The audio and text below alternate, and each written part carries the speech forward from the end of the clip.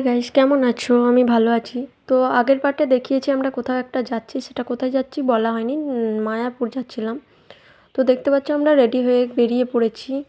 তো চারধারটা দেখো কুয়াশায় ভর্তি। তখন বাজছিল প্রায় 5:30। আর চারধারটা দেখো, তখন দোকানপাট কিচ্ছু খোলেনি। সামনে একটা শনি মন্দির ছিল, সেখানেও দেখলাম শনি মন্দিরেরও ইয়ে করেনি, পর্দা তোলেনি। তো চারধারটা দেখাতে দেখাতে চলে এলাম স্টেশনে। চলো স্টেশনে গিয়ে টিকিটটা কেটে নিই, কারণ যাব আমি, মা আর আমার বর যেত। তো বর এখনও তখন আসেনি, তাই আমায় বলেছিল টিকিটটা কেটে নিতে। তা আমি দেখলাম টিকিট কাউন্টারে, দেখছি এখন কেউ নেই, সব ফাঁকা। এদিক ওদিকে থাকে, ভিড় থাকে, কিছু নেই।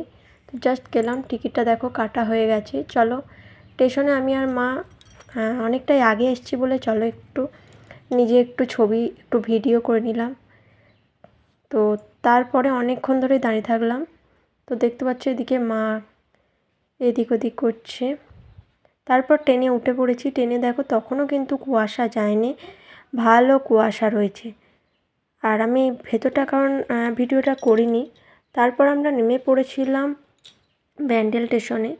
তো ওখানে নেমে আবার আমরা ট্রেন ধরবো বলে,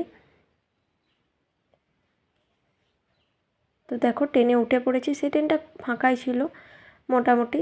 তো চারধারটা একটু ভিডিও করে নিলাম। বাইরেটাও দেখো, যখন ট্রেনটা ছেড়ে দিচ্ছে স্টেশনটা খুবই সুন্দর লাগলো, তাই একটু ভিডিওটাও করে নিলাম। কারণ নিজের স্টেশনে কানপুর, এখানে সবসময় ভিডিওটা হয়, এই স্টেশনটা তো আর ভিডিও হয় না, তাই একটু ভিডিও করে ফেললাম।